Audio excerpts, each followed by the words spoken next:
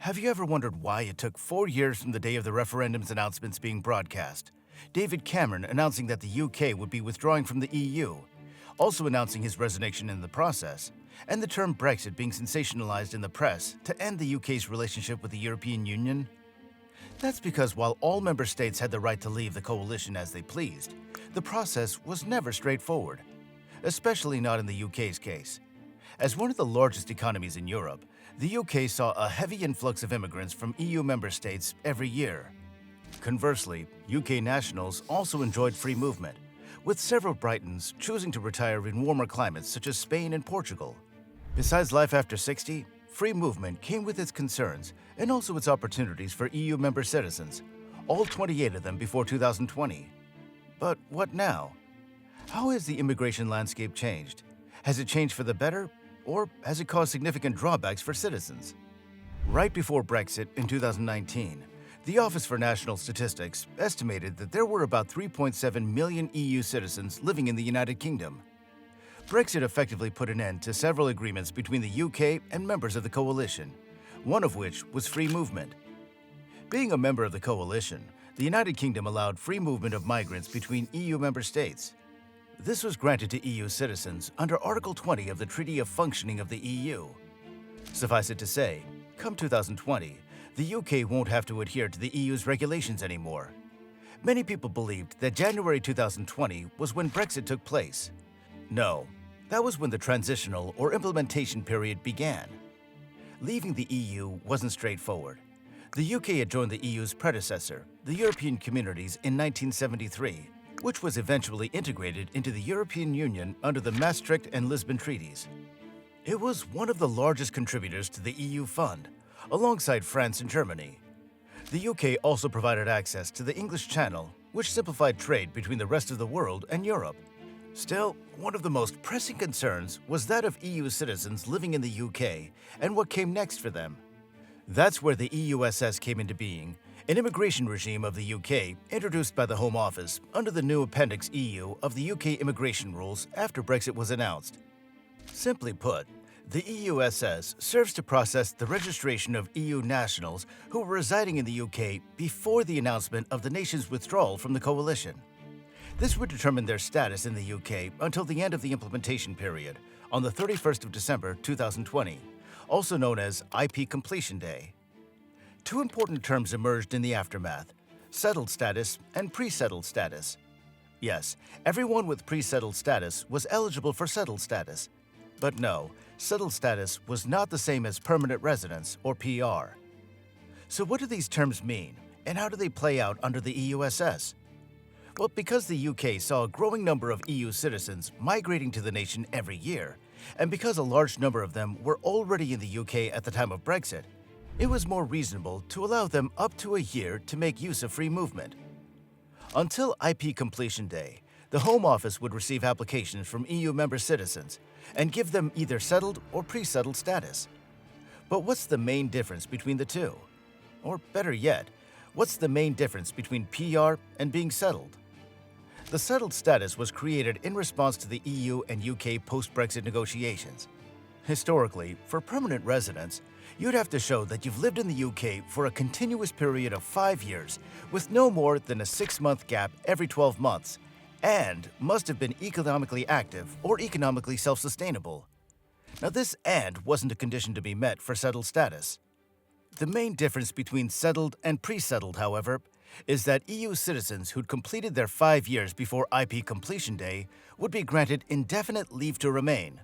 That is, they'd be allowed the right to stay in the UK even if they're not working, have a home there, and such. Basically, naturalization. On the other hand, if an EU member citizen hadn't completed their 5-year stay by IP Completion Day, they'd be given time to complete those 5 years. Applications received after the 31st of December 2020, even from EU member citizens, would be processed as usual without special status. In 2023, the Home Office announced that they'd be extending the continuous period by another 2 years, bringing the total to 7 years.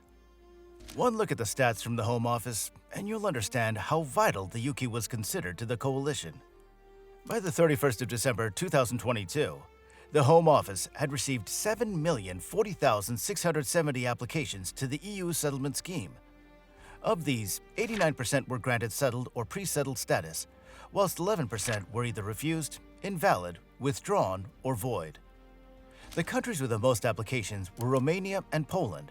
15% of applicants were repeat applicants, meaning that an estimated 6,159,630 people had applied to the scheme by the 31st of December 2022. It was reported that in 2019, over 1 million Brits had applied for Irish passports. Understandably, the numbers comprised of people who'd voted to remain in the EU and were disappointed by the outcome. Did you know that in the days following the 2016 referendum, there were actually talks of holding another referendum?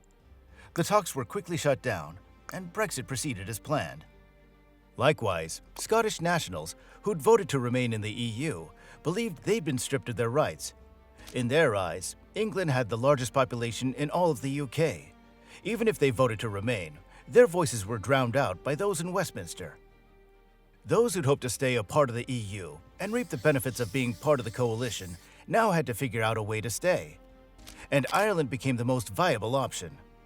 While Northern Ireland is still part of the UK, by the way, 55.8% of voters there had voted to remain too. Southern Ireland, simply Ireland, is not. Because of its proximity to the UK, otherwise home for several nationals, people who were disappointed with the result, or people who relied on EU member status for their work and living, applied for Irish passports. Ireland received 1 million applicants in 2019. Irish nationality was also relatively easier for UK nationals to obtain because of birthright citizenship. That is, if you were born in Ireland before 2005, or if your parents had lived in Ireland for 3 years before your birth, you were eligible for Irish nationality simply by heritage. The end of free movement introduces bureaucratic barriers, potentially reducing labor market flexibility and increasing economic costs. Migration, particularly in lower-skilled jobs, was believed to depress wages for resident UK workers, a concern addressed by the new system. The system's focus on higher-paid migrants had resulted in high vacancies in low-paid sectors without significantly raising wages. When the UK joined the EU, it effectively became a borderless state, at least for citizens of other member nations. Free movement of people, goods, and services meant that citizens of EU states could live, study, and work in the UK and would be treated as regular UK nationals in every which way. There were some limitations, obviously, and some countries couldn't apply for aid. But besides a few limitations and regulations, EU member citizens were able to live freely in the UK. Immigration has been a controversial topic in UK politics for a while now, and right-wing parties have been advocating for reforms to the country's immigration policy since the early 2000s. The idea of a points-based system isn't new, and it certainly wasn't coined by UK politicians. However, the right received pushback when it came to applying such an immigration policy. But only for EU citizens. For the 7-some billion people from any other country in the world, the points-based system still applied. When advocating for the UK to leave the EU, politicians claimed that withdrawing from the coalition would help them regain control, chiefly through immigration policies. The policy is usually referred to as the Australian points-based policy and has 3 prerequisites. You must have the ability to speak English, you must have a job, and you must have an approved skill. The approved skill is to be determined by the House of Commons, something that they believe is integral to the UK. Again, Leave campaigners claimed that by way of immigration, they could make sure that only skilled people who would improve the UK's economy would be allowed entry into the nation. The first 3 points can earn you 50 points, but you need the extra 20 to be eligible for immigration status in the UK. This is where the real challenge is, and where EU citizens who benefited from free movement were at a loss. Per the new rules, the 20-point deficit could only be met if either the applicant earned more than £25,600 a year, had a PhD, or had an essential job that met a shortage in the UK. Those in favor of the system believed that it's a long time coming. They believe that the UK needs to prioritize highly skilled workers who could positively contribute to the UK economy by filling labor shortages in the country. However, it's not as simple as that.